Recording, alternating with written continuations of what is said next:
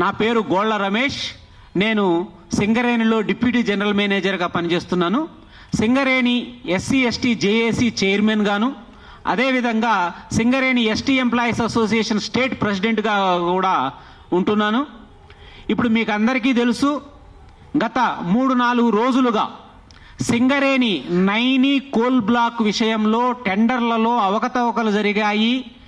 తమకు చెందినటువంటి వ్యక్తులకే టెండర్ని దక్కించుకునేలాగా వేరే వాళ్ళని టెండర్లలో పార్టిసిపేట్ కానియకుండా మన ఉప ముఖ్యమంత్రి గారైనటువంటి బట్టి విక్రమార్క గారి మీద అనేక పిచ్చిరాతలు, ఆరోపణలు ఒక పత్రికలోను, అదే పత్రికకు చెందినటువంటి ఒక టీవీ ఛానల్లో కూడా రావడం జరిగింది.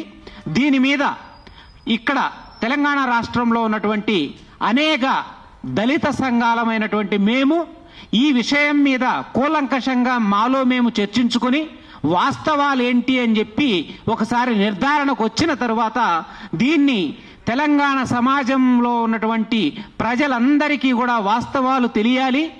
బీయింగ్ సింగరేణి ఎంప్లాయీ, ఒక సింగరేణిలో ఉన్నటువంటి ఒక అధికారి హోదాలో నేను ఈ సింగరేణి ఎస్సీ ఎస్టీ జేఏసీ తరపున కొన్ని వాస్తవాలని మీ ముందుకు తీసుకురావడం కోసమే ఈరోజు మేము అన్ని దళిత సంఘాల తరపున ఇక్కడికి రావడం జరిగిందండి.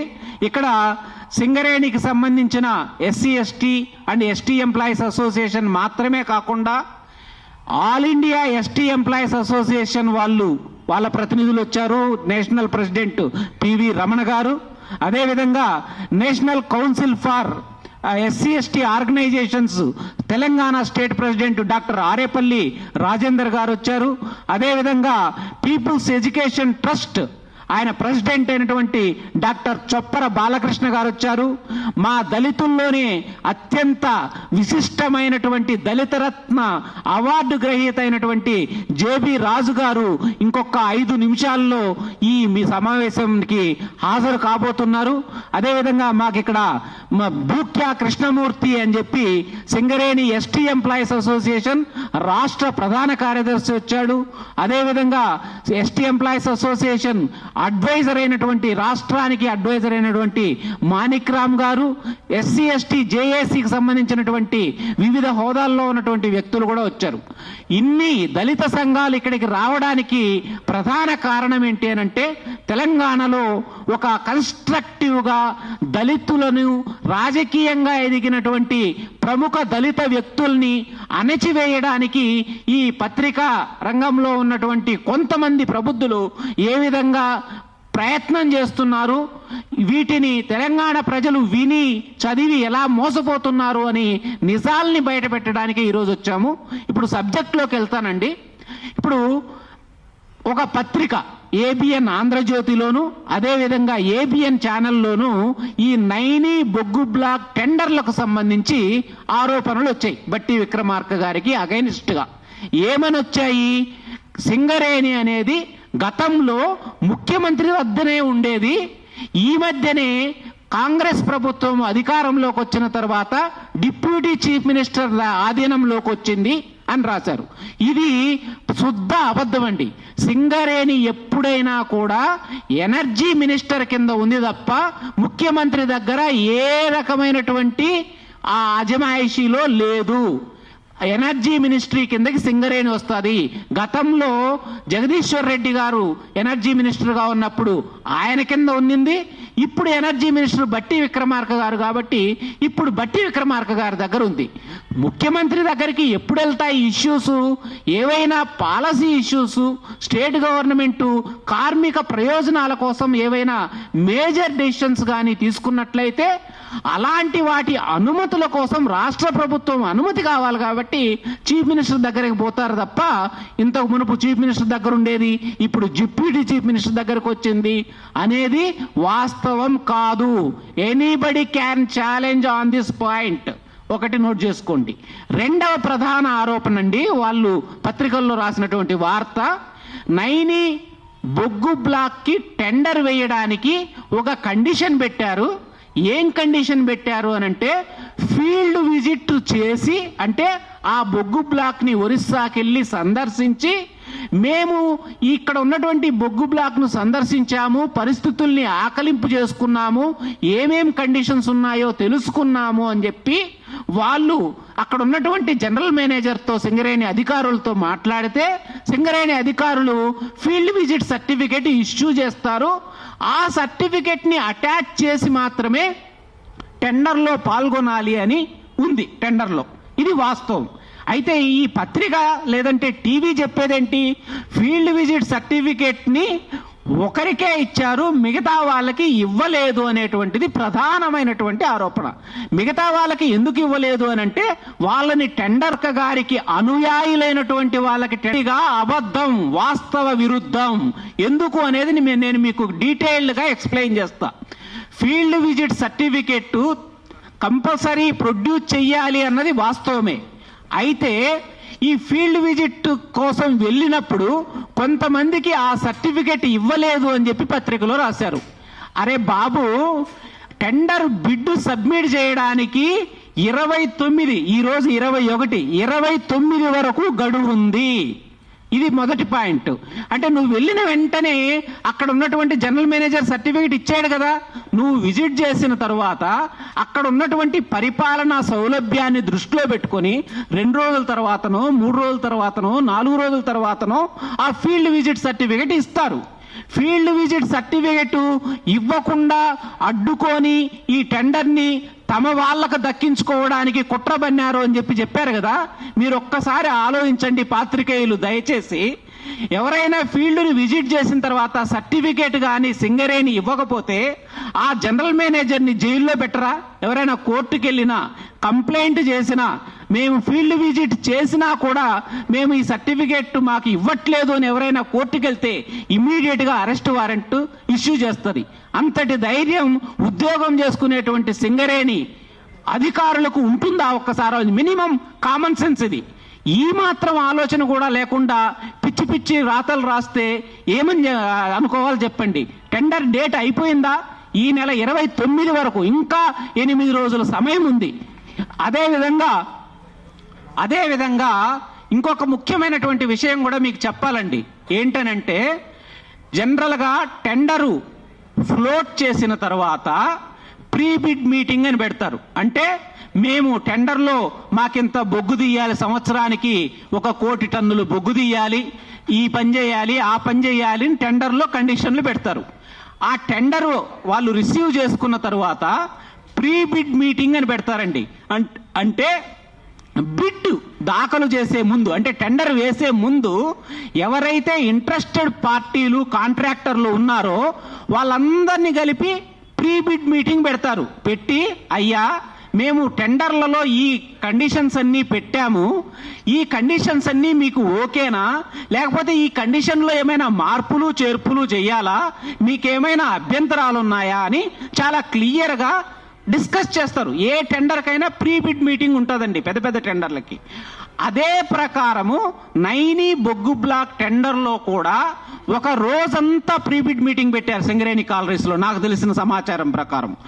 ఆ ప్రీ బిడ్ మీటింగ్లో 16 మంది కాంట్రాక్టర్లు పాల్గొన్నారండి, ఒకరు కాదు. ఇప్పుడు బట్టి విక్రమార్క గారికి సంబంధించిన ఒక్కరికే ఫీల్డ్ విజిట్ సర్టిఫికేట్ ఇచ్చారు అని ఏదైతే తప్పుడు రాతలు రాశారో 16 మంది ప్రీ బిడ్ మీటింగ్ లో పెట్టిన డిస్కషన్స్ జరిగాయి.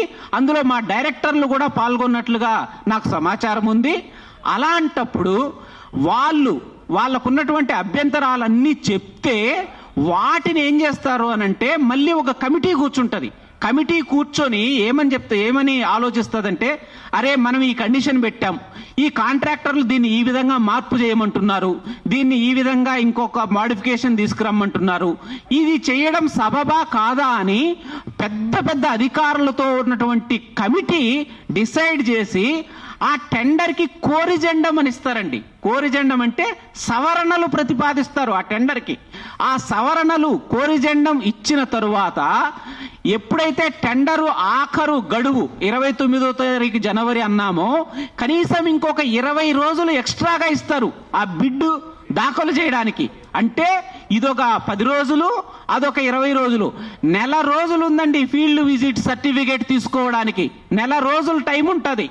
నెల రోజులు టైం ఉండగానే అక్కడ ఉన్నటువంటి జనరల్ మేనేజర్ లీవ్లో పోయి ఉండొచ్చు, లేకపోతే వేరే బిజీలో ఉండొచ్చు.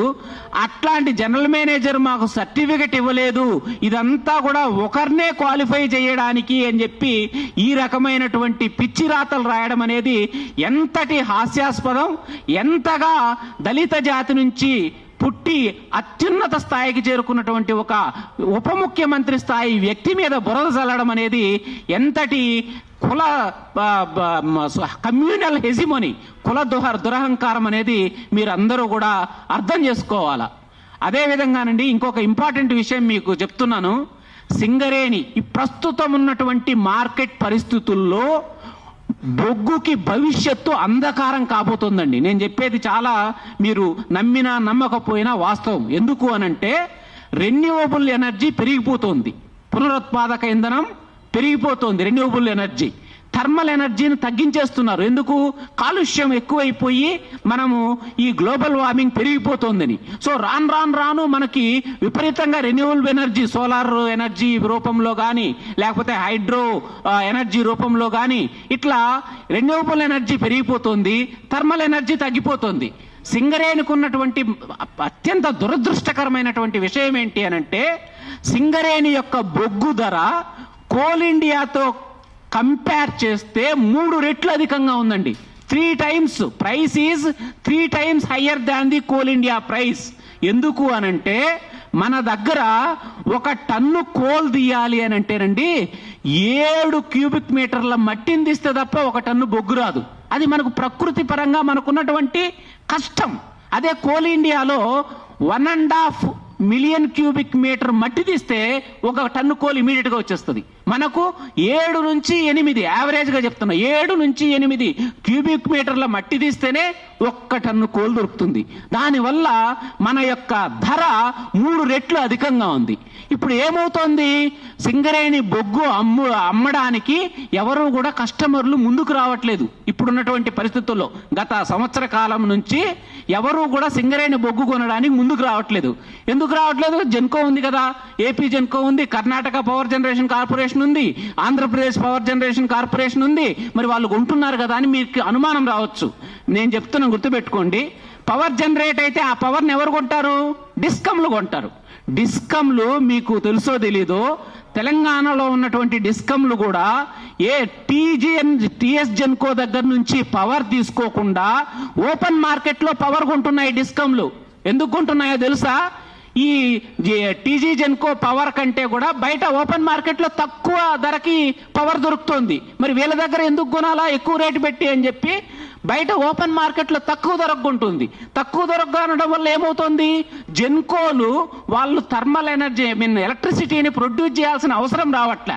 ఆ ఎలక్ట్రిసిటీని ఎక్కువ ప్రొడ్యూస్ చేయడానికి అవసరం లేకపోతే సింగరేణి నుంచి బొగ్గును తీసుకోవాల్సినటువంటి అవసరం లేదు. సో ఇప్పుడు కస్టమర్స్ ని సింగరేణి వెతుక్కునే పరిస్థితి ఉంది. నేను చెప్పేది వాస్తవం అండి. ఇప్పుడు కర్ణాటక పవర్ కార్పొరేషన్ లిమిటెడ్ ఉంది.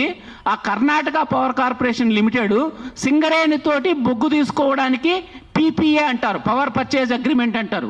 బొగ్గు తీసుకోవడానికి అగ్రిమెంట్ ఉంది కానీ వాళ్ళు మన బొగ్గు కొనట్లే, సింగరేణి బొగ్గు. ఎందుకు? వాళ్ళకి WCL దగ్గర నుంచి మిగతా వాళ్ళ దగ్గర నుంచి తక్కువ రేటుకు బొగ్గు దొరుకుతుంది. అందుకోసం అని చెప్పి వాళ్ళు మన సింగరేణి నుంచి బొగ్గు తీసుకోవట్లా. ఇట్లా ఓపెన్ మార్కెట్లో తక్కువ ధరకే పవర్ దొరుకుతూ ఉంటే, తక్కువ ధరకే సోలార్ పవర్ దొరుకుతూ ఉంటే, తక్కువ ధరకే హైడ్రో ఎలక్ట్రిక్ పవర్ దొరుకుతూ ఉంటే, ఇలాంటి పరిస్థితుల్లో సింగరేణి బొగ్గుకు డిమాండ్ తగ్గిపోయిందండి. ఇది వాస్తవం. ఎవరు ముందుకు రావట్లేదు. సింగరేణి యొక్క పిక్చర్ చాలా చాలా గ్రిమ్గా ఉంది. ఇలాంటి పరిస్థితుల్లో అదేవిధంగా ఇంకొక దారుణమైన విషయం ఏంటి అనంటే సింగరేణి యొక్క బొగ్గు నాణ్యత చాలా తక్కువ ఉంటుందండి. ఆ బొగ్గు నాణ్యత సరిగ్గా లేక కూడా చాలా మంది మన బొగ్గును వద్దనుకుంటున్నారు, సింగరేణి బొగ్గుని. ఇలాంటి పరిస్థితుల్లో ఏం చేయాలా? సింగరేణిలో 42,000 మంది పర్మనెంట్ కార్మికులు పనిచేస్తున్నారు, 30,000 మంది కాంట్రాక్ట్ కార్మికులు పనిచేస్తున్నారు.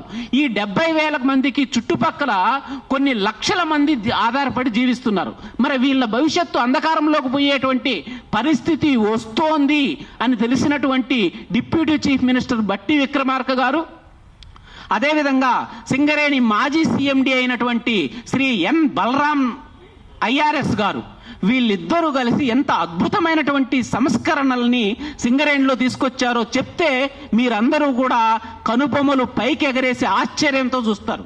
ఇది మనస్ఫూర్తిగా నేను చెప్తున్నటువంటి మాట.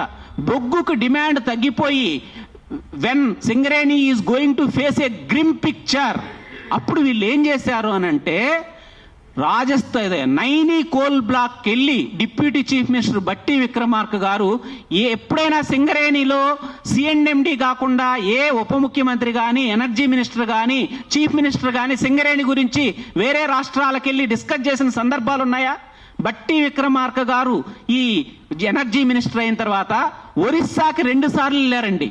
నైనీ కోల్ బ్లాక్ విషయంలో ఒరిస్సాకి 2 సార్లు వెళ్ళి అక్కడ ముఖ్యమంత్రిని కలిసి అక్కడ ఉన్నటువంటి ఎన్విరాన్మెంటల్ క్లియరెన్స్ పర్మిషన్లు కానీ, ల్యాండ్ అక్విజిషన్ కానీ, ఫారెస్ట్రీ క్లియరెన్స్ కానీ, R&R కానీ ఇవన్నిటికీ కూడా అనుమతులు తీసుకురావడానికి చీఫ్ మినిస్టర్తో మాట్లాడి బలరాం గారిని తీసుకొని వెళ్ళి అక్కడ ఉండి ఒక రోజంతా గడిపి అక్కడ నైనీ కోల్ బ్లాక్ ను చూసొచ్చారు. సింగరేణి చరిత్రలో ఏ మినిస్టర్ అయినా ఇప్పటిదాకా అట్లా వేరే రాష్ట్రాలకు వెళ్ళి సింగరేణి గురించి పాటుపడిన సందర్భం ఉందా? మీరు ఒక్కసారి ఆలోచించండి. మళ్ళీ 2వ సారి వెళ్ళారండి ఆయన.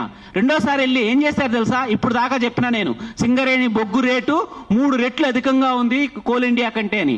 ఆయన ఎందుకు వెళ్ళారంటే నైనీలో వచ్చేటువంటి బొగ్గుని తెలంగాణకు తరలించాలి అని అంటే ట్రాన్స్పోర్టేషన్ రవాణా ఖర్చు చాలా ఎక్కువ అవుతుంది అని చెప్పి, సార్ ఒరిస్సా సీఎం గారు మీ దగ్గరనే మేము 2400 మెగావాట్ల థర్మల్ పవర్ ప్లాంట్ పెడతాము, మైన్లోంచి బొగ్గు వస్తుంది, అదే బొగ్గుతోటి కరెంటు ప్రొడ్యూస్ చేయొచ్చు, ట్రాన్స్పోర్టేషన్ కాస్ట్ తగ్గిపోతుంది, కాబట్టి దయచేసి మేము ఇక్కడ 2400 మెగావాట్ల థర్మల్ పవర్ ప్లాంట్ నైని పక్కనే పెట్టుకోవడానికి మాకు ల్యాండ్ ఇవ్వండి, పర్మిషన్ ఇవ్వండి అని చెప్పి అడిగి అక్కడి నుంచి సానుకూలమైనటువంటి స్పందనను తీసుకొని వచ్చినటువంటి మినిస్టర్ ఎవరైనా ఉన్నారు సింగరేణి చరిత్రలో అంటే బట్టి విక్రమార్క గారు, ఆయన వెన్నంటి ఉన్నటువంటి మాజీ CMD Shri N Balram IRS గారు. అక్కడితో ఆగిపోలేదండి. సింగరేణి యొక్క భవిష్యత్తుని, తెలంగాణలో సింగరేణి మీద ఆధారపడినటువంటి కొన్ని లక్షల మంది యొక్క ప్రజల యొక్క సుఖ సంతోషాలు బాగోగుల కోసం మన బట్టి విక్రమార్క గారు రాజస్థాన్ వెళ్ళారండి. రాజస్థాన్ వెళ్ళి భజన్ లాల్ శర్మ అనుకుంటా ఆయన ముఖ్యమంత్రి, రాజస్థాన్ ముఖ్యమంత్రి, ఆయన దగ్గరికి వెళ్ళి ఒక ఎంఓఈ చేసుకున్నారు సింగరేణి తోటి. బలరాం సారు, బట్టి విక్రమార్క గారు ఒక ఎంఓఈ ఏమని చేసుకున్నారు? 1600 మెగావాట్ల సోలార్ పవర్ ప్లాంట్ మేము రాజస్థాన్లో పెడతాము, అదేవిధంగా తెలంగాణలో 800 మెగావాట్ల థర్మల్ పవర్ ప్లాంట్ పెడతాము, ఇది మన ఇద్దరం కూడా కలిసి చేద్దాము. ఎందుకంటే రాజస్థాన్లో సోలార్ పవర్ ప్లాంట్ పెట్టడానికి అనువైన పరిస్థితులు ఉన్నాయి.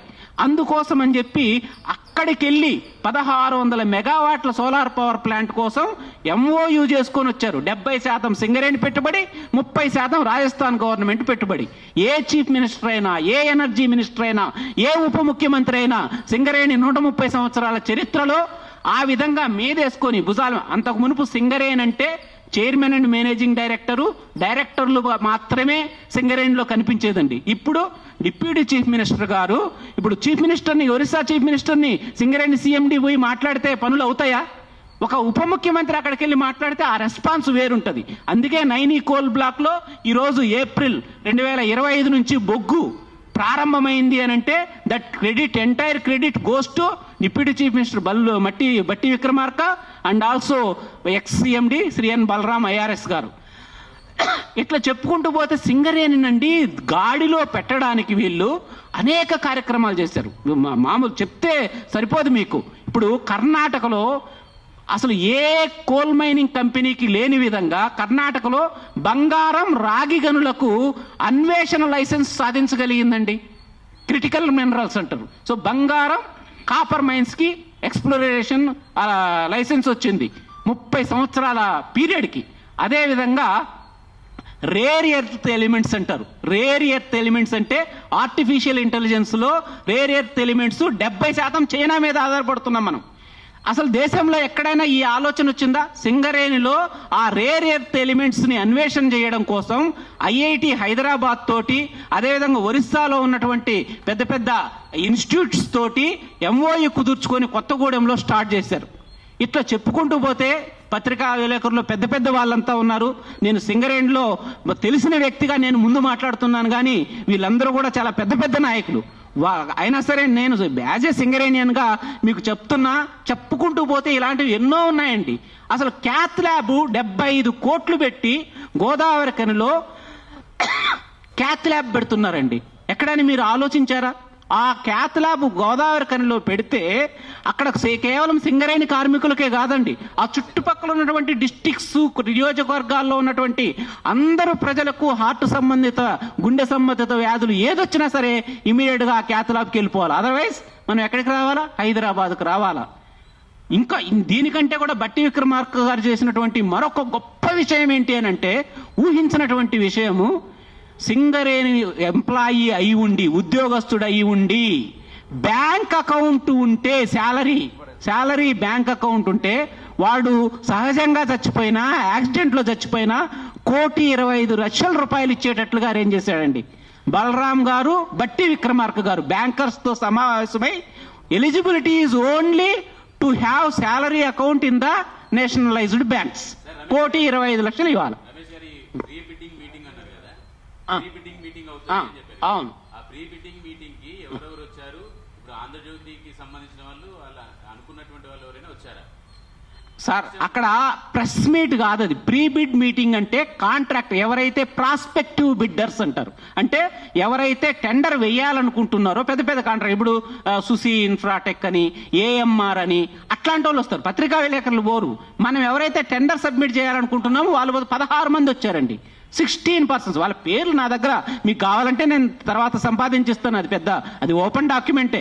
16 మంది వచ్చారు. ఆ 16 మంది సైట్ విజిట్ చేస్తే 16 మందికి సర్టిఫికేట్లు ఇస్తారు. ఇవ్వకపోతే వాడిని ఇమీడియట్గా అరెస్ట్ చేస్తారండి. ఎందుకంటే నేను విజిట్ చేశాను, నాకు సర్టిఫికేట్ ఇవ్వలేదని పోతే ఆ జనరల్ మేనేజర్ని ఇమీడియట్గా అరెస్ట్ చేయదు ఆ కోర్టు. సర్టిఫికేట్ ఇవ్వలేదంటారంటే వాళ్ళు ఎవరి కోసమై వచ్చి ఉంటారు కదా, అట్లా ఏమైనా ఐడియా ఉందా మీకు? అర్థం కాలే. ఫీల్డ్ విజిటింగ్ సర్టిఫికేట్ కొందరికే ఇస్తున్నారు, వాళ్ళ కొందరికి ఇవ్వలేదు అని చెప్తున్నారు కదా. అది ఇవ్వలేదు అంటే కాదు సార్. ఇప్పుడు మీరు వస్తారు, నన్ను అడుగుతారు, సార్ నేను మొత్తం మైన్ అంతా చూశాను, మీ కింద ఉన్నటువంటి మేనేజర్తో డిస్కస్ చేశాను సార్, ఈ కండిషన్స్ ఇవన్నీ చూశాను సార్, నాకు అర్థమైపోయింది, నాకు సర్టిఫికేట్ ఇవ్వండి అని మీరు అడిగారు అనుకోండి. అడిగినప్పుడు ఇవ్వడానికి నేను ఉండాలిగా. ఒకవేళ ఉన్నా నేను బిజీగా ఉండొచ్చుగా. నీకు ఎప్పటిదాకా ఉంది బిడ్డు? 29వ తారీఖు దాకా బిడ్ ఉంది సార్, ఒకటి. రెండోది, ప్రీ బిడ్ మీటింగ్ జరిగిన తర్వాత కోరిజెండం కంపల్సరీ ఇస్తారు. ఎందుకంటే మాకు ఇది కొద్దిగా మాడిఫై చేయండి, టెండర్లో ఈ కండిషన్ని మార్చండి, ఇది ఒకటి యాడ్ చేయండి, ఇదంతా చేస్తారు. ఆ విధంగా చేస్తే అప్పుడు ఆ కోరిజెండం ఇచ్చిన తర్వాత మరి సవరణ చేసినప్పుడు మళ్ళీ డేట్ ఎక్స్టెండ్ చేయాలిగా, కొంత టైం ఇవ్వాలి కదా వాళ్ళకి. అది ఇంకో 20 రోజులు ఇస్తారు. అంటే నెల రోజులు ఇంకా ఉంది, ఇప్పటికీ కూడా ఇంకా నెల రోజులు ఉంది. వాళ్ళు వేరే వాళ్ళ కోసం ఏమైనా ప్రయత్నం చేసినట్టు అనిపించిందా మీకు? సార్, ఇప్పుడు ఆ రాజకీయాల జోలికి దళిత సంఘాలుగా మేము వెళ్ళాం సార్. మేము వెళ్ళేది ఏంటి అని అంటే, ఒక దళితుడు ఒక హైయెస్ట్ పొలిటికల్ పొజిషన్ని ఆక్యుపై చేసి 40 సంవత్సరాలుగా ప్రజల కోసం పోరాడి ఒక్కొక్క ఇటుకొని పేర్చుకుంటూ రాజకీయ జీవితంలో అడుగుపెట్టినటువంటి మచ్చలేని నాయకుడికి ఇప్పటిదాకా మీరు అవినీతి మరకల్ని వాస్తవాలు కప్పిబుచ్చి మీ ఊహాగానాలతో పిచ్చి పిచ్చి రాతలు రాసి ఆయన్ని ఆ విధంగా బ్లేమ్ చేస్తే దళిత సంఘాలుగా మేము ఎలా ఒప్పుకుంటామని చెప్పండి. ఇప్పుడు డాక్టర్ బిఆర్ అంబేద్కర్ గారు ఏమని చెప్పారు? If any community wants social elevation, it depends on the universal spread of education among its members అన్నారు. అంటే ఒక జాతి గాని కులం గాని అభివృద్ధి చెందాలి అని అంటే కేవలం విద్య ద్వారా మాత్రమే ఆ సభ్యులు పొందడం ద్వారా మాత్రమే సాధ్యమవుతుందని అది నమ్మినటువంటి బట్టి విక్రమార్క గారు సెంట్రల్ యూనివర్సిటీలో ప్రెసిడెంట్ గా చేసి స్టూడెంట్స్ యూనియన్ కి రాజకీయాల్లోకి అడుగుపెట్టి ఈ స్థాయికి చేరుకున్నారు. అదే విధంగా అంబేద్కర్ గారు చెప్పినటువంటి ఇంకో మాట ఏంటి? Political power is the master key for all the downtrodden communities in this country to get emancipated from all social evils అని చెప్పాడు. అంటే ఈ సామాజిక ఈవిల్స్ నుంచి బయటపడాలి అంటే పొలిటికల్ పవర్ అని. అలాంటి 2 సిద్ధాంతాలని నమ్మి ఈరోజు ఇంత హైయెస్ట్ పొజిషన్కి వచ్చి రేవంత్ రెడ్డి గారి సహకారంతో ఉప ముఖ్యమంత్రిగా ఎక్కడైనా మీరు చూసారా ఒక దళితుడు ఫైనాన్స్ మినిస్టర్గా ఉండడం? ఏ రాష్ట్రంలో అయినా మీరు చూసారా? ఫైనాన్స్ మినిస్టర్గా ఉండాలి అని అంటే ఇది కేవలం కొన్ని వర్గాలు మాత్రమే హ్యాండిల్ చేయగలవు అనేటువంటి ఒక అపోహని తొలగిస్తూ ఒక దళితుడు ఈ రాష్ట్ర ఆర్థిక పరిస్థితిని గాడిలో పెడుతూ ముందుకు నడుపుతున్నాడు. అదేవిధంగా మీరు ఒక ఎనర్జీ మినిస్టర్గా, ఒక ఫైనాన్స్ మినిస్టర్గా ఆయన ఒక దళితుని చేశారు అని అంటేనే పైన ఉన్నటువంటి వాళ్ళు కానీ రేవంత్ రెడ్డి గారు కానీ ఎంతటి నమ్మకం ఉంటే, ఎందుకంటే finance ministry is the very very critical department in any politics. అలాంటిది ఒక దళితుడికి ఇచ్చారంటే ఎంత నాలెడ్జ్ ఉంటే ఇస్తారు? అలాంటి వ్యక్తి మీద బురద జల్లేటువంటి ప్రయత్నం. నీ నిజంగా వాస్తవాలుండి నువ్వు చేయగలిగితే, ఇంకొకటి కూడా చెప్పారు సార్, మీరు అడిగారు కాబట్టి చెప్తున్నా. ఏమన్నారు, ఎక్కడ రాశారు, ఫీల్డ్ విజిట్ సర్టిఫికెట్ సింగరేణిలోనే అడుగుతున్నారు, ఇంకెక్కడ అడగట్లేదు అని. I'm challenging you. Neyveli coal lignite ఏదైతే ఉందో అత్యంత లాభాలతోటి వాళ్ళు ఫీల్డ్ విజిట్ సర్టిఫికేట్ కంపల్సరీ అని పెడుతున్నారు. గుజరాత్ నరేంద్ర మోడీ గారు ఏదైతే 4 సార్లు చీఫ్ మినిస్టర్గా ఉన్నారో ఆయన వచ్చినటువంటి రాష్ట్రం గుజరాత్లో అక్కడ ఉన్నటువంటి ఇన్ఫ్రాస్ట్రక్చర్ ప్రాజెక్టులకి ఫీల్డ్ విజిట్ సర్టిఫికేట్ కంపల్సరీ అని అంటున్నారు. మరి కోల్ ఇండియాలో లేదు కదా అంటున్నారు. కోల్ ఇండియా నైవేలి లిగ్నైట్ కూడా కోల్ ఇండియా కిందకే వస్తుంది, కానీ కోల్ ఇండియా సబ్సిడరీస్లో లేదు. అంటే కంపల్సరీ అని లేదు, అడ్వైజరీ ఉంది. 2012 నుంచే ఫీల్డ్ విజిట్ చెయ్యాలి అని ఉంది. కంపల్సరీ చేసి సర్టిఫికేట్ తెచ్చుకోవాలి అని లేదు. కానీ మాకేం అవసరం అండి సింగరేణి సబ్సిడరీస్లో ఉందా లేదా అని? Singareni is the leader in its own field. I'm telling you very clearly. Singareni ఒక లీడర్ తన కోల్ మైనింగ్ లో. కోల్ ఇండియా కాదు, we're not followers. Singareni follower కాదు, లీడర్. 2007లో ఎస్ఏపి ప్రవేశపెట్టారు సింగరేణిలో. ఈఆర్పి ప్యాకేజ్ తెలుసు కదా మీకు, ఈఆర్పి ఎంటర్ప్రైజ్ రిసోర్స్ ప్లానింగ్ అని. శాప్ని 2007లోనే పెడితే ఇప్పుడిప్పుడు అప్సోహాలు పడుతుంది కోల్ ఇండియా లిమిటెడ్ శాప్ని ఇంప్లిమెంట్ చేయడానికి. మేము 2007లో పెట్టాం. సో మమ్మల్ని చూసి ఇంకొకరు ఫాలో అవ్వాలి తప్ప వాళ్ళని చూసి మేము ఫాలో కాము. ఎందుకు ఫీల్డ్ విజిట్ సర్టిఫికేట్ కంపల్సరీ అని ఎందుకు పెట్టాము అని అంటే, అలా పెట్టకపోవడం వల్ల 4 కంపెనీలు సింగరేణిలో ఇప్పటిదాకా ఆ సైట్ విజిట్ సరిగ్గా చేయకుండా ఆ సర్టిఫికేట్ని సబ్మిట్ చేయకపోవడం వల్ల రోజుకి 40,000 నుంచి 50,000 టన్నుల్ని నష్టపోయింది సింగరేణి. ఎందుకు? ఎవరు పడితే వాళ్ళు టెండర్లో. ఎందుకంటే సింగరేణిలో ఎవరు పార్టిసిపేట్ చేసినా L1కే ఇస్తారండి 99% టైమ్స్లో. L1 అంటే తక్కువ వాళ్ళకి. సో ఆ తక్కువ వాళ్ళు బిడ్డు సబ్మిట్ చేసినప్పుడు L1 వాళ్ళకు వచ్చినప్పుడు వాళ్ళకి సరైనటువంటి అనుభవం కానీ లేకపోతే ఆ ఫీల్డ్ని సరిగ్గా అర్థం చేసుకోకపోతే నష్టపోయేది ఎవరు? అల్టిమేట్గా సింగరేణి నష్టపోతుంది. ఏదైనా కాంప్లికేషన్స్ ఈ కండిషన్స్లో ఏదైనా కాంట్రావర్సీ వస్తే కోర్టుకు వెళ్తే సంవత్సరాల తరబడి కోర్టులో తేలదు. దానివల్ల అల్టిమేట్ లూజర్ ఎవరు? సింగరేణి కాలర్స్. అందుకని సింగరేణి నైవేలి లిగ్నైట్ కార్పొరేషన్లో ఉన్నట్లుగా, గుజరాత్ మినరల్ డెవలప్మెంట్ కార్పొరేషన్లో ఉన్నట్లుగా ఫీల్డ్ విజిట్ సర్టిఫికేట్ కంపల్సరీని పెట్టింది. ఇవ్వకపోతే సింగరేణి అధికారులు ఇమీడియట్గా జైల్లోకి వెళ్తారండి. పిచ్చి పిచ్చి రాతలు రాశారు. కానీ ఇంతటి అన్యాయమా? ఒక దళితుడు ఇంత హైయెస్ట్ పొజిషన్కి వచ్చినాడని చెప్పి కుల అహంకారంతో ఈ విధంగా పిచ్చి రాతలు రాయడం అనేది. 1,25,00,000 రూపాయలు ఎవరైనా చచ్చిపోయినా, న్యాచురల్ డెత్ అయినా కూడా జస్ట్ జీతం అకౌంట్ బ్యాంకులో ఉంటే చాలు 1,25,00,000 వచ్చేటట్లుగా బట్టి విక్రమార్క గారు, బలరాం గారు చేశారండి. పోనీ 40,000 మంది పర్మనెంట్ కార్మికులను వదిలిపెట్టండి, 30,000 మంది కాంట్రాక్ట్ కార్మికులు ఉన్నారండి సింగరేణిలో. వాళ్ళకి ఎంత వస్తుందండి? 10,000 రూపాయల నుంచి 20,000 రూపాయల మధ్యలో వస్తుంది. వాళ్ళకు కూడా బ్యాంక్ అకౌంట్ ఉంటే, శాలరీడ్ అకౌంట్ కానీ ఉంటే, సహజంగా చచ్చిపోయినా, యాక్సిడెంట్ చచ్చిపోయినా 40 లక్షల రూపాయలు వస్తుంది. ఏం కండిషన్ లేదు, జీతం ఆయన తీసుకుంటున్నాడు ఆ అకౌంట్లోంచి అని అంటే బ్యాంకర్స్తో మాట్లాడి ఒప్పించి అంతటి సౌలభ్యాన్ని తీసుకొచ్చాడు కాంట్రాక్ట్ కార్మికులకి. దాన్నే ఇప్పుడు టీజీ జెన్కోలో, ట్రాన్స్కోలో, డిస్కమ్స్లో కూడా దాన్ని ప్రవేశపెట్టడానికి బట్టి విక్రమార్క గారు చాలా ప్రయత్నాలు చేస్తున్నారు. నేను పేపర్లలో కూడా చూశాను. ఇట్లా చెప్పుకుంటూ పోతే 1, 2 కాదండి, అనేక కార్యక్రమాలు ఎందుకు చేస్తున్నారు? సింగరేణి అనేది కోల్ మైనింగ్లోనే ఉంటే రాబోయే కాలంలో పరిస్థితులు బాగలేవు కాబట్టి హ్యూజ్ డైవర్సిఫికేషన్ కోసం వెళ్తున్నాడు. Diversification, critical minerals, solar power plant, plant. అరే బట్టి విక్రమార్క గారు మేడిపల్లి ఓసీకి వెళ్ళండి, గోదావరి ఖండ్లో పంప్డ్ స్టోరేజ్ మన ఫ్లోటింగ్ పవర్ ప్లాంట్ పెట్టడానికి, ఫ్లోటింగ్ నీళ్ల మీద పవర్ ప్లాంట్ పెట్టడం కోసం 10.5 మెగావాట్స్ ఎంతో ఈయన వెళ్ళి స్వయంగా అక్కడ పరిశీలించి వచ్చాడండి. అదేవిధంగా ఈ మిడ్ మానేరు డ్యామ్ మీద, తర్వాత నల్లమల సాగర్ మీద ఫ్లోటింగ్ పవర్ ప్లాంట్ 250 మెగావాట్లు పెట్టడానికి ప్లాన్లు నడుస్తున్నాయండి.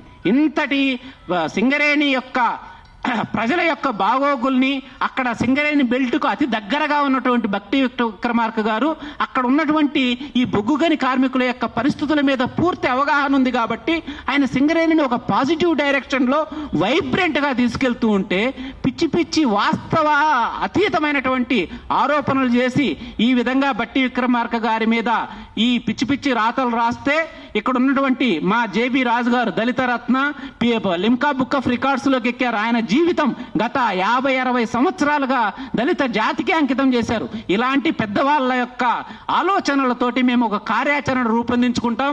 ఏపీఎన్ రాధాకృష్ణ గారి మీద SC/ST అట్రాసిటీ యాక్ట్ కింద కేసు పెట్టే వరకు వదిలిపెట్టాం. అదేవిధంగా దశల వారీగా మేము ఇది ఇలాగే కొనసాగితే మా దళితుల మీద దశల వారీ ఉద్యమాలు చేయడానికి కూడా మేము రాష్ట్ర వ్యాప్తంగా మేము ప్లాన్ చేస్తామని చెప్పి తెలియజేసుకుంటూ, సింగరేణి బిడ్డగా నేను ఎక్కువసేపు మాట్లాడాను, కానీ నేను కాదు, ఇక్కడ ఉన్నటువంటి వాళ్ళందరూ కూడా లెజెండ్స్, వాళ్ళు మాట్లాడాలి. సబ్జెక్టు మా కంపెనీకి సంబంధించింది కాబట్టి నేను ఇంతసేపు మాట్లాడాలి. వార్తలు దయచేసి రాయొద్దు. చాలా ఉన్నాయండి సమాజంలో రుగ్మతలు, చాలా రుగ్మతలు ఉన్నాయి. ఆ రుగ్మతలను బయటకు తీయండి. చాలా వేరే వేరే విషయాలు ఉన్నాయి. సమాజంలో అట్టడుగు వర్గాలు ఎవరైతే ఉన్నారో 70-80% బీసీ, SC, ST మైనార్టీల మీద అనేక దాడులు జరుగుతున్నాయి. అనేకమైనటువంటి ఇన్ఈక్వాలిటీ ఉంది, అసమానతలు ఉన్నాయి. వాటిని బయటకు తీయండి, ప్రభుత్వం దృష్టికి తీసుకురండి. ఇది చేయాలని ముఖ్యమంత్రి గారు పెట్టండి. అనేకమైనటువంటి అభివృద్ధి కార్యక్రమాలు జరగాల, వాటి మీద మీరు ఫోకస్ చేయండి. అంతేగాని ఈ చిన్నది ఇది రాందో ఇది అనవసరమైనటువంటి ఇష్యూను ఒక నికార్స్ అయినటువంటి మరి ఒక మచ్చలేని నాయకుడు భట్టి విక్రమార్క గారు, ఎందుకంటే సమాజంలో ఇంతవరకు అయితే నాకు తెలిసి నేను ఎప్పుడు కూడా ఆయన మీద ఎక్కడ అవినీతి ఆరోపణలు కానీ ఎక్కడ కానీ ఎప్పుడు కూడా చూసినట్టు నాకైతే దాఖలాలు లేవు. కాబట్టి దాన్ని మేము తీవ్రంగా ఖండిస్తున్నాం. దయచేసి మీడియా అందరూ గమనించాలని కోరుతాను. Thank you.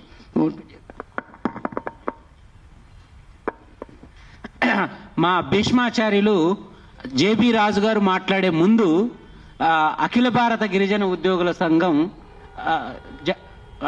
చొప్పర బాలకృష్ణ గారు, పీపుల్స్ ఎడ్యుకేషన్ ట్రస్ట్ అధ్యక్షులు డాక్టర్ చొప్పర బాలకృష్ణ గారు మాట్లాడతారు. తర్వాత అఖిల భారత గిరిజన ఉద్యోగుల సంఘం జాతీయ అధ్యక్షులు పివి రమణ గారు మాట్లాడిన తర్వాత కంక్లూడింగ్ రిమార్క్స్, ఫైనల్ రిమార్క్స్ మా గురువు గారు జేబీ రాజు గారు ఇస్తారండి. అందరికీ నమస్కారం. I'm doctor Balakrishna. మీ అందరికీ తెలుసు, గత 10 ఏళ్లలో రాష్ట్రంలో కుటుంబ పాలన, నిరంకుశమైన పాలనకి వ్యతిరేకంగా మేమందరం పోరాటం చేసి ప్రజాప్రభుత్వాన్ని ఏర్పాటు చేయటానికి మేము సహకరించాము. దీనిలో భాగంగానే భట్టి విక్రమార్క గారికి ఉప ముఖ్యమంత్రి పదవి ఇవ్వటం జరిగింది. గత ప్రభుత్వంలో కొన్ని దళితులకు సంబంధించిన పథకాలు, దళిత బంధు ఇట్లాంటి పథకాలు అమలు కాకపోతే అప్పుడు కాంగ్రెస్ ప్రభుత్వం వాగ్దానం చేసింది, మేము అంబేద్కర్ అభయ హస్తము, మిగిలిన కార్యక్రమాల ద్వారా వాళ్ళు 10 లక్షలు ఇస్తే మేము 12 లక్షలు ఇస్తామని మాకు హామీ ఇచ్చారు. ఆ హామీలు నిజం చేస్తారని మేము కాంగ్రెస్ పార్టీకి మద్దతు ఇవ్వటం జరిగింది. అయితే రీసెంట్గా మీరు చూసినట్టయితే ఈ ప్రభుత్వాన్ని అస్థిరపరచేందుకు కొంతమంది వ్యక్తులు, సంస్థలు ప్రయత్నిస్తున్నారు. మొన్న మీరు ఎన్టీవీ చూసుంటారు, దానిలో కూడా ఒక IAS ఆఫీసర్ మీద, మంత్రి మీద అలిగేషన్స్ వచ్చినాయి. దాని ద్వారా ఒక సిస్టమ్ని, పరిపాలనని అస్థిరపరచడానికి కొంతమంది ప్రయత్నిస్తున్నారు. అదేవిధంగా మొన్న ఏబిఎన్ రాధాకృష్ణ గారు కూడా ఆయనకి ఇష్టం వచ్చినట్టు రాతలు రాశాడు. ఇప్పుడు రమేష్ గారు చెప్పారు, ఇవన్నీ కూడా నిరాధారమైన ఆరోపణలని. మీడియా అంటే సమాజాన్ని ఎడ్యుకేట్ చేసేటట్లు ఉండాలి, చైతన్యపరిచేటట్లు ఉండాలి, కానీ సెన్సేషన్ కోసము ఏదో వాళ్ళకి ఇష్టం వచ్చినట్టు రాసినట్టయితే సమాజంలో వాళ్ళకున్న క్రెడిబిలిటీ పోతుంటుంది. మీ అందరికీ తెలుసు, భట్టి విక్రమార్క గారు దళిత సమాజం నుంచి ఎంతో కష్టపడి ఉప ముఖ్యమంత్రి స్థాయి దాకా ఎదిగారు. ఆయన్ని బ్లేమ్ చేయటం వల్ల ఈ కాంగ్రెస్ ప్రభుత్వాన్ని అస్థిరపరచడానికి ఏబిఎన్ రాధాకృష్ణ ఇలాంటి వాళ్ళు ప్రయత్నిస్తారంటే వాళ్ళు ప్రజలకి అన్యాయం చేస్తున్నారు, అవమానం చేస్తున్నారు అనేది మనం భావించాల్సిన అవసరం ఉంటుంది. ఏమైనా అలిగేషన్స్ ఉంటే స్పెసిఫిక్గా ఉండాలి. ఒక ఎడిటరు అంత స్థాయి ఉన్న వ్యక్తి నోటికొచ్చినట్టు మాట్లాడటము, ఇష్టం వచ్చినట్టు రాయటం అనేది అది మంచిది కాదు, మీడియాకు కూడా మంచిది కాదు. కాబట్టి ఆయన చేసిన వ్యాఖ్యల్ని మేమంతా తీవ్రంగా ఖండిస్తున్నాము. జేబీ రాజు గారి నాయకత్వంలో ఒక కార్యాచరణ కూడా ప్రకటించి ఇలాంటి రాతల్ని మేము భవిష్యత్తులో రాకుండా కూడా నిరోధిస్తామని మీ అందరికీ విజ్ఞప్తి చేస్తున్నాను. Thank you very much.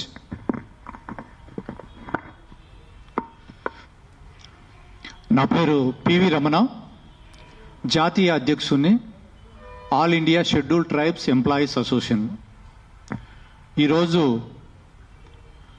చాలా ఈ యొక్క ప్రెస్ మీట్ పెట్టడం చాలా బాధాకరం. ఎందుకంటే మా దళిత జాతిలో చాలా తక్కువ మంది ఇలాంటి మల్లు బట్టి విక్రమార్క సార్ లాంటి వాళ్ళు చాలా తక్కువ మంది వస్తారు. ఆయన 40 సంవత్సరాలు మచ్చలేని జీవితం, ఎలాంటి చెడు మచ్చలేని జీవితం గడిపారు.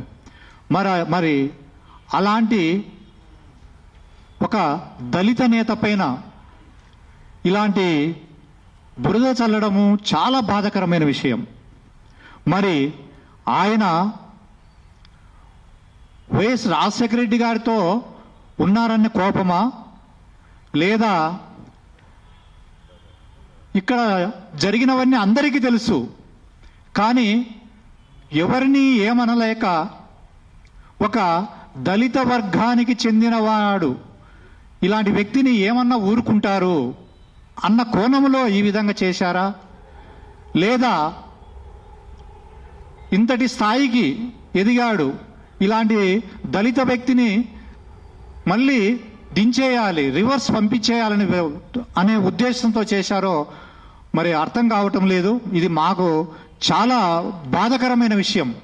దాదాపుగా ఇక్కడ అన్ని తెలంగాణలో ఉన్నటువంటి అన్ని సంఘాల వాళ్ళు వచ్చారు. కాబట్టి మేము మీ ద్వారా ఏబిఎన్ చైర్మన్ శ్రీ వేమూరి రాధాకృష్ణ గారికి చెప్తున్నాం, మీరు ఇలాంటివి భవిష్యత్తులో కూడా మా దళిత వర్గాల మీద ఈ విధంగా బురద జల్లితే మేము ఎటువంటి పరిస్థితుల్లో ఊరుకుండము. మేము దీన్ని చాలా సీరియస్గా తీసుకుంటాం. కాబట్టి మీ ద్వారా ప్రభుత్వాన్ని కోరేది ఏమిటంటే, ఒక మచ్చలేని మన మల్లు బట్టి విక్రమార్క సారు మీద ఏదైతే బురద చల్లారో శ్రీ వేమూరి రాధాకృష్ణ గారి మీద వెంటనే ఎస్సీ ఎస్టీ అట్రాసిటీ కేసు వెంటనే బుక్ చేయాలి, ఆయన వెంటనే అరెస్ట్ చేయాలి. లేని పక్షంలో ఈ యొక్క రాష్ట్రంలోనే కాదు దేశంలో ఉన్నటువంటి అన్ని సంఘాలు ఒక తాటి మీదకి వచ్చి జేఏసీగా ఏర్పడి మేము ఎవరైతే ఈ యొక్క దుర్మార్గానికి పాల్గొన్నారో ఆయన మీద కఠినమైన చర్య తీసుకునేంత వరకు మేము వదిలిపెట్టము. జేఏసీగా ఏర్పడి మేము ముందుకు కొనసాగాలని మేము భవిష్యత్తు ప్రణాళిక కూడా తయారు చేసుకున్నాము. మీ ద్వారా మరొక్కసారి ప్రభుత్వం వారిని కోరుకుంటున్నాం, ఆయన మీద వెంటనే అట్రాసిటీ కేసు పెట్టాలి, వెంటనే కేసు బుక్ చేసి అరెస్ట్ చేయాలి అని కోరుకుంటూ మీ ద్వారా మరొక్కసారి ప్రభుత్వాన్ని కోరుకుంటున్నాం.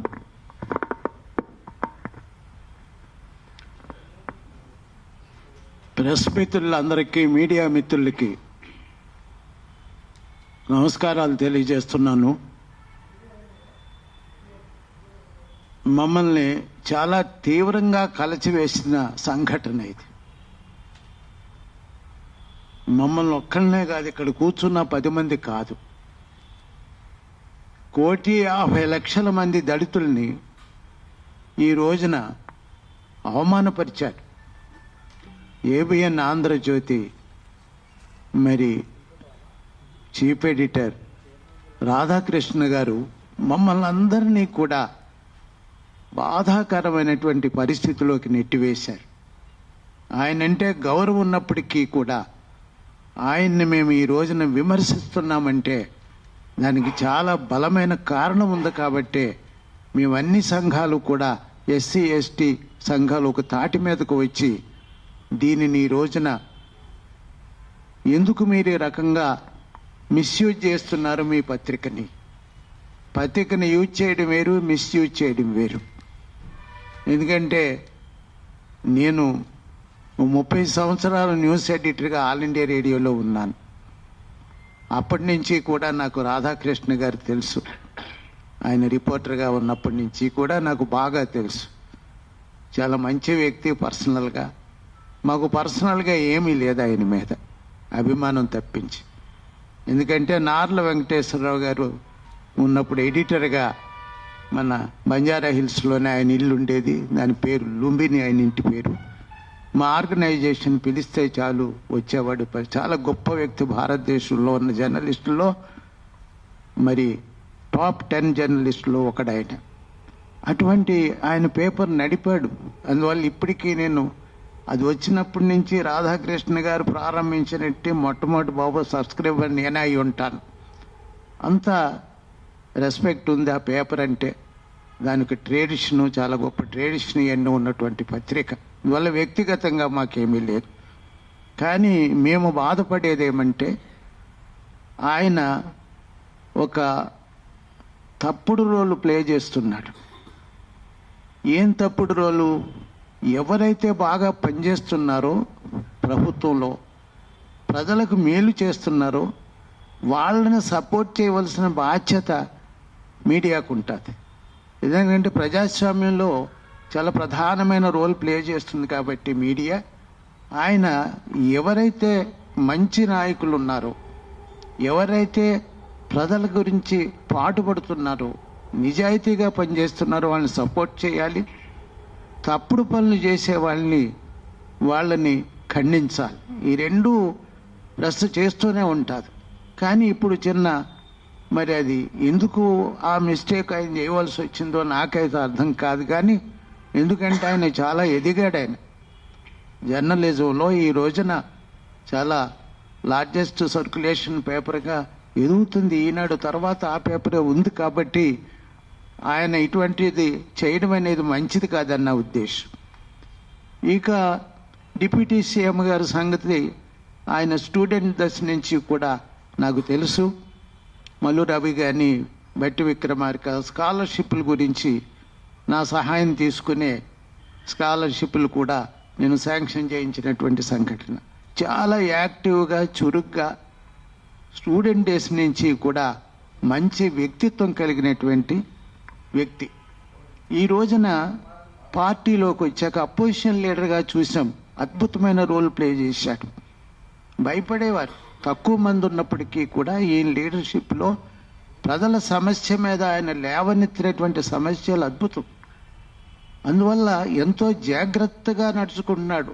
అప్పుడు అక్కడ ఉన్నటువంటి ప్రభుత్వాన్ని నేను తీవ్రంగా విమర్శించి సరిచేయడానికి ప్రయత్నించినవాడిని. నేనెందుకు తప్పులు చేయాలి, చేయడానికి వీలు లేదనే పట్టుదలతో చాలా నిజాయితీగా పనిచేసుకుంటూ వస్తున్నాడు ఆయన.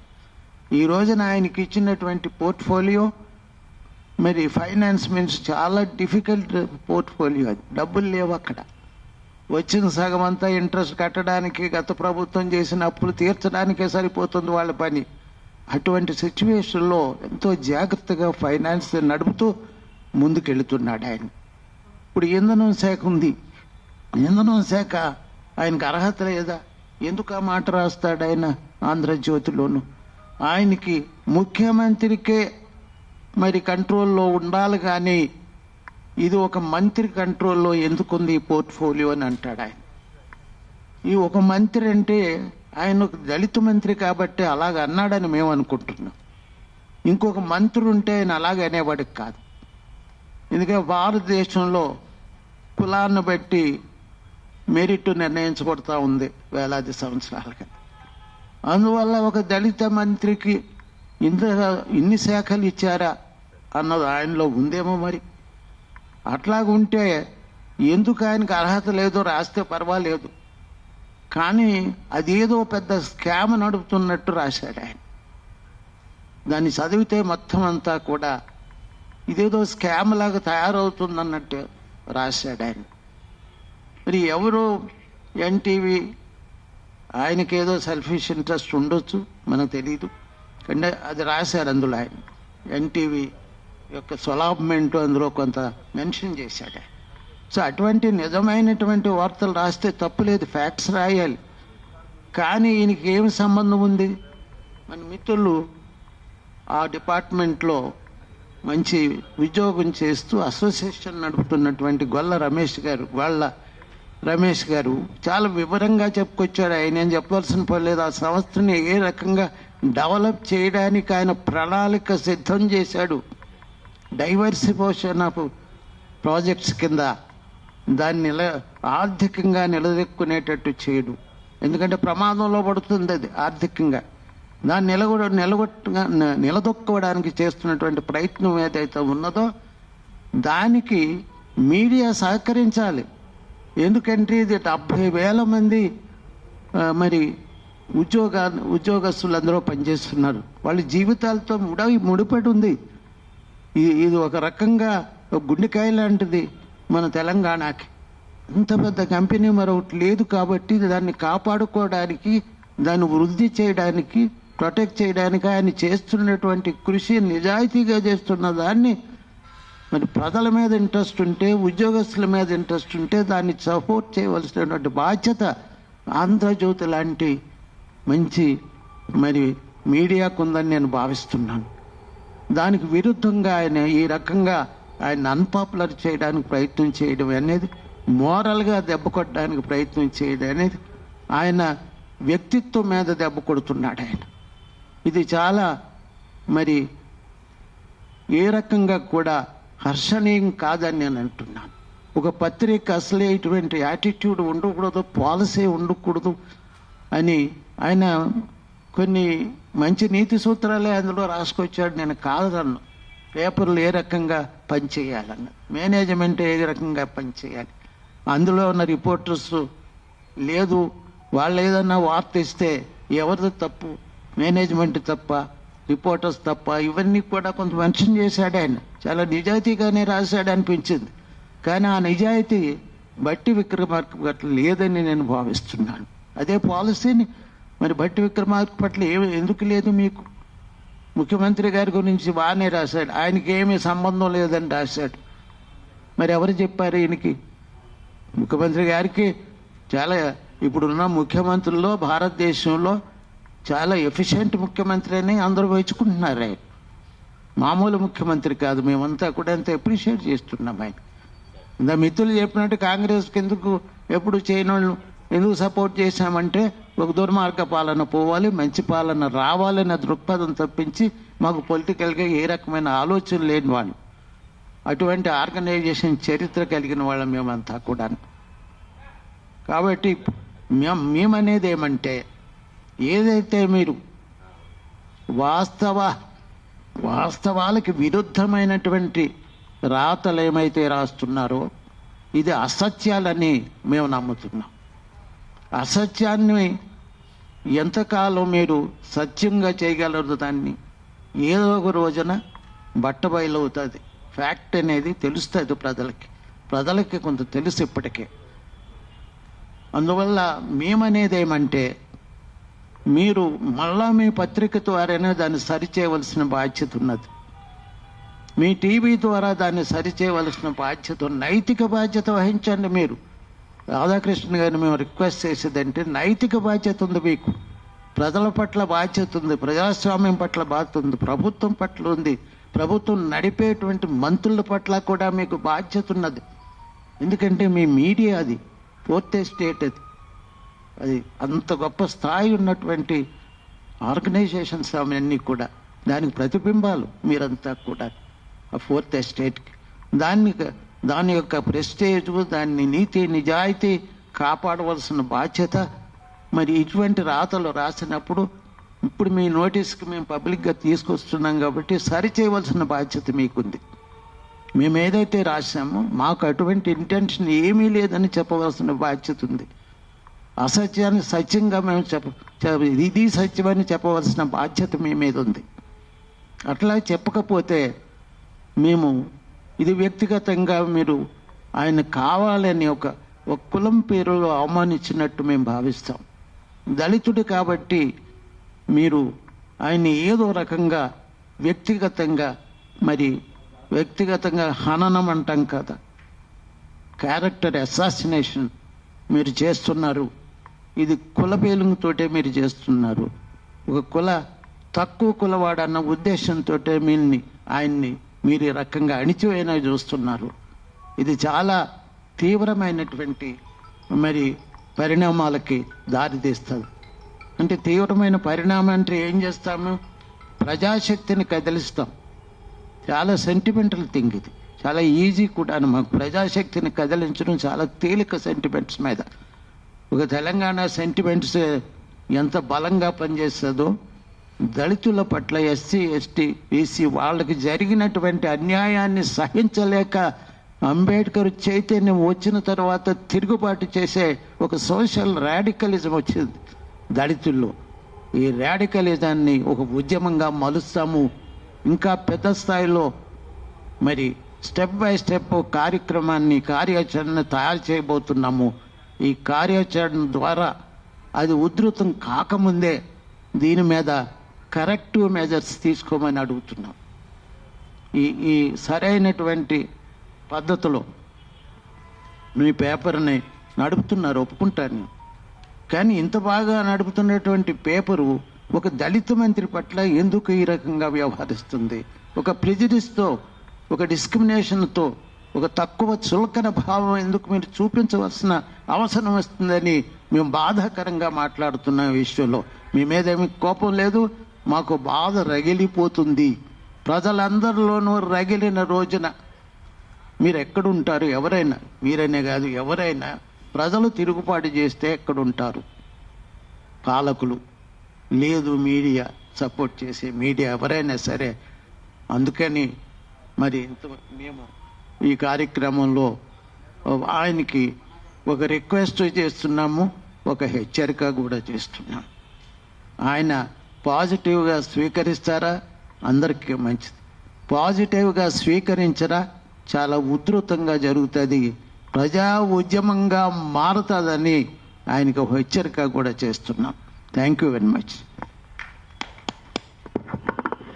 సార్, చివరిగా సింగరేణి గిరిజన ఉద్యోగుల సంఘం దాదాపు 4,000 మంది ఉన్నారు. ఆ ఉద్యోగుల సంఘానికి రాష్ట్ర ప్రధాన కార్యదర్శిగా పనిచేస్తున్న శ్రీ బుక్యా కృష్ణమూర్తి గారు మాట్లాడతారు.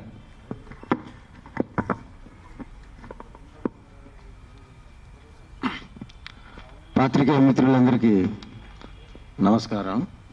నా పేరు బుక్యా కృష్ణమూర్తి. సింగరేణి గిరిజన ఉద్యోగుల సంక్షేమ సంఘానికి రాష్ట్ర ప్రధాన కార్యదర్శిని. సింగరేణిలో ఎటువంటి టెండర్లు వేసినా ఏం చేసినా అన్ని పక్కడబందీగానే జరుగుతాయి.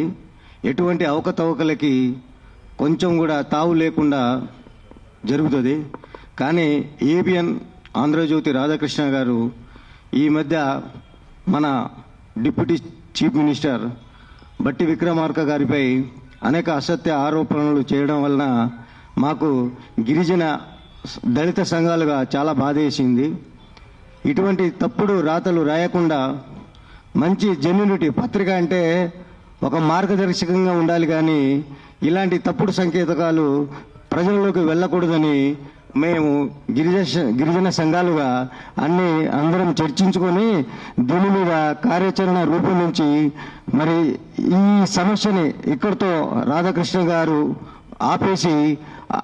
ఆపేస్తే మంచిదని అతనికి హెచ్చరిస్తూ ఈ అవకాశం ఇచ్చిన నా అందరికీ పాత్రికేయ మిత్రులకి ధన్యవాదాలు. సరే, ఏమైనా క్వశ్చన్స్ ఉంటే అడగండి. ఎవరైనా క్వశ్చన్ చేయదలుచుకుంటే, డౌట్స్ ఏమైనా ఉన్నా దయచేసి అడగొచ్చు పాత్రికేయ మిత్రులందరూ కూడా.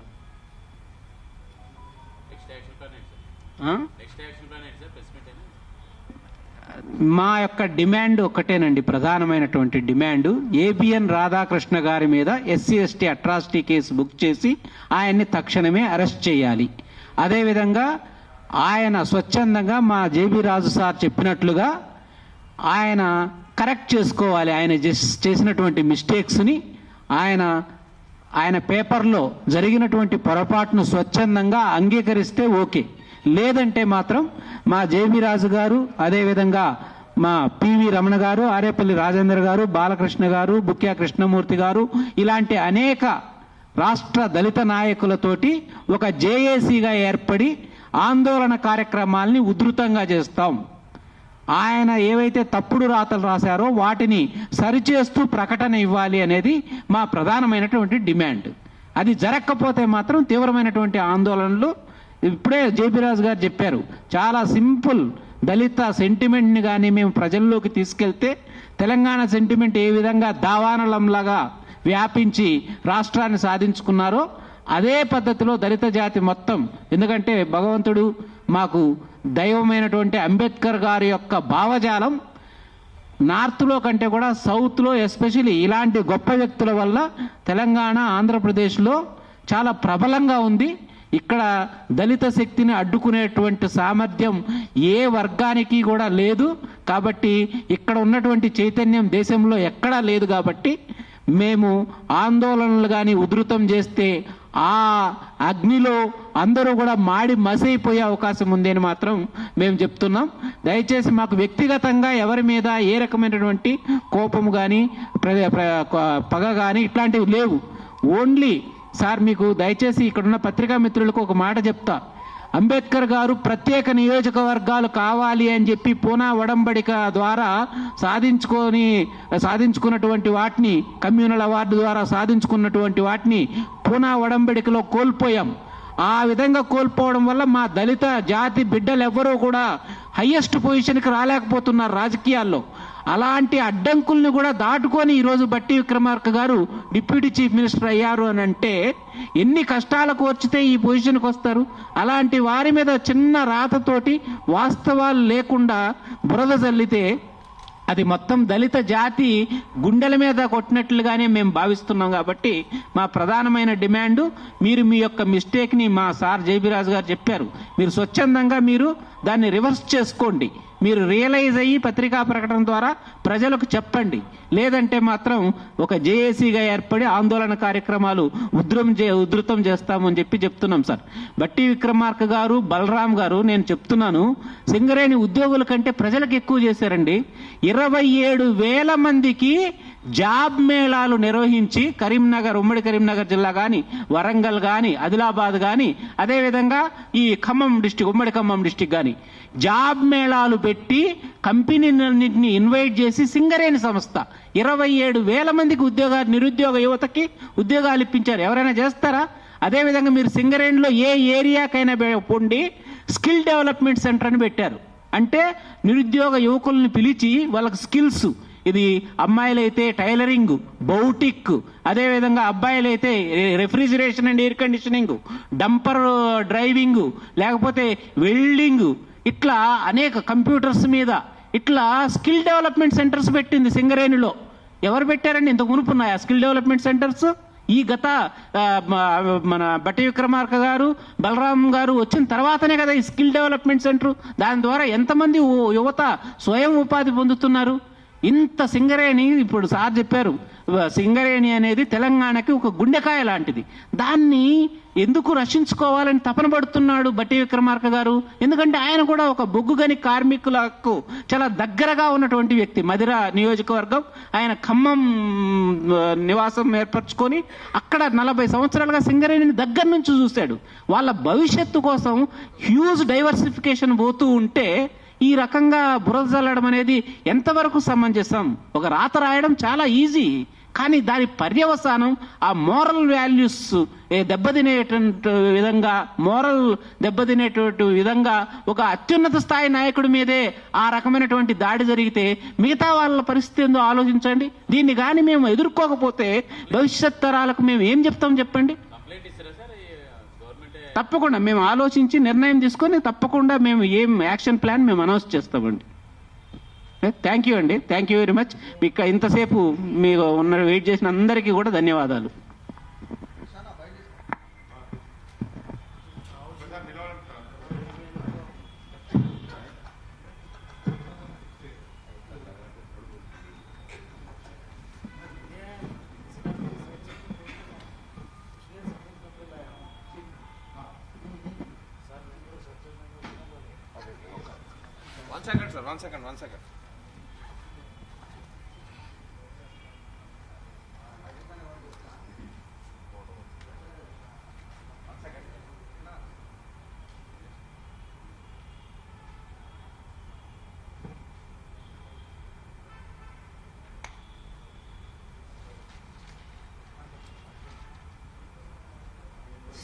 దంత